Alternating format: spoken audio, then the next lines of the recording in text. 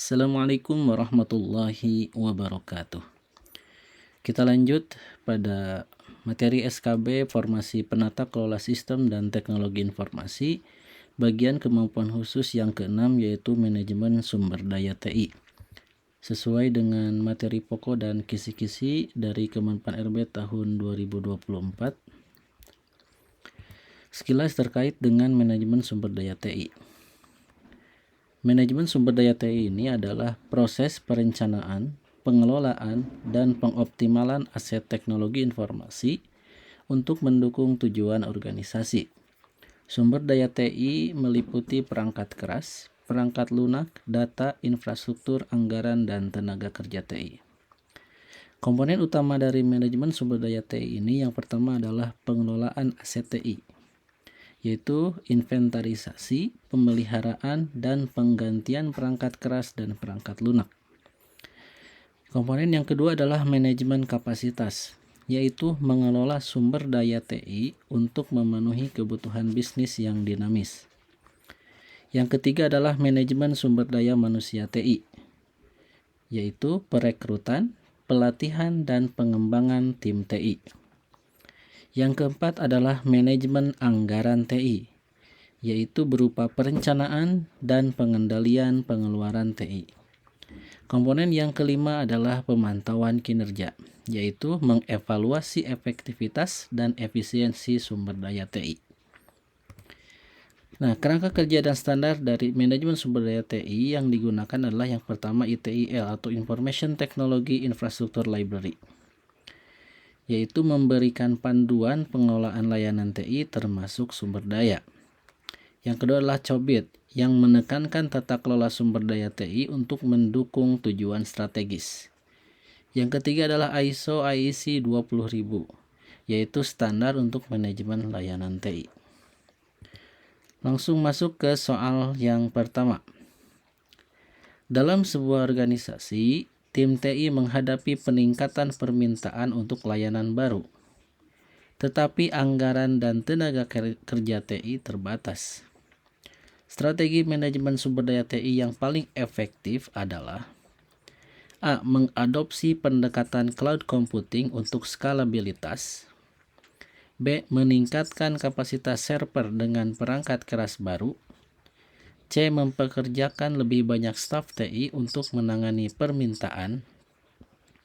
D. Mengurangi layanan yang tidak menguntungkan. E. Menunda semua proyek baru hingga sumber daya mencukupi. Jawaban yang paling efektif adalah A. Mengadopsi pendekatan cloud computing untuk skalabilitas.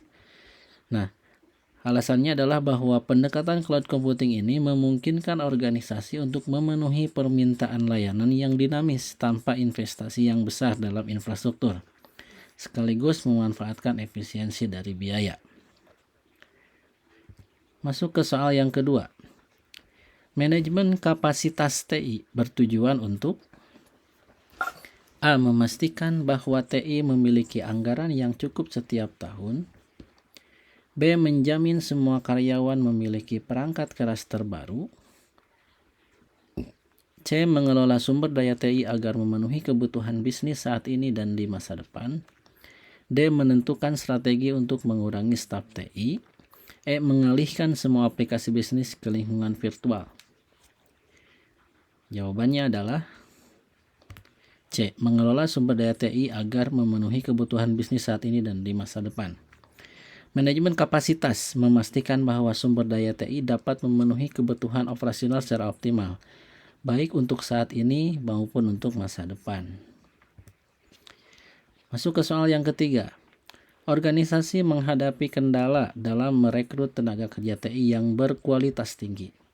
Apa solusi strategis yang dapat dilakukan untuk mengatasi masalah ini? A. Mengalidayakan layanan TI kepada pihak ketiga. B. Menurunkan persyaratan kompetensi dalam proses perekrutan. C. Mengurangi penggunaan teknologi untuk mengurangi kebutuhan tenaga kerja. D. Memberikan pelatihan internal kepada staf yang ada. E. Menyediakan perangkat keras terbaru bagi semua karyawan. Jawaban yang tepat adalah D. Memberikan pelatihan internal kepada staf yang ada. Memberikan pelatihan internal kepada staf yang ada adalah solusi strategis untuk meningkatkan kompetensi tanpa bergantung sepenuhnya pada perekrutan yang baru atau rekrutmen pegawai yang baru. Lanjut ke soal yang keempat.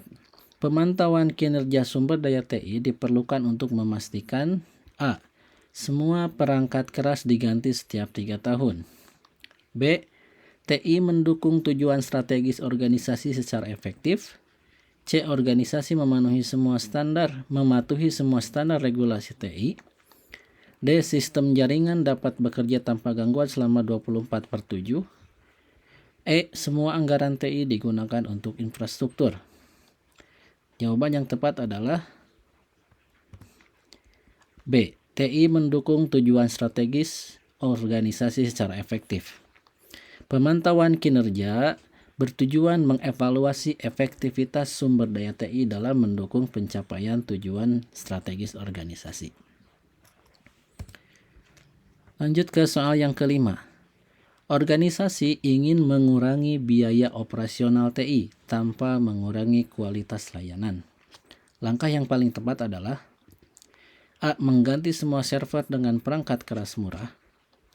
B. Mengurangi staf TI dan mengalihdayakan layanan utama. C. Membatasi pembelian perangkat lunak baru. D. Menunda penggantian perangkat keras yang sudah usang. E. Mengimplementasikan solusi otomatisasi untuk tugas rutin TI. Jawaban yang tepat adalah E. Mengimplementasikan solusi otomatisasi untuk tugas rutin TI. Solusi otomatisasi ini membantu organisasi mengurangi biaya operasional dengan meningkatkan efisiensi proses TI tanpa mengorbankan kualitas layanan. Demikian video kali ini, sampai jumpa di video berikutnya. Assalamualaikum warahmatullahi wabarakatuh.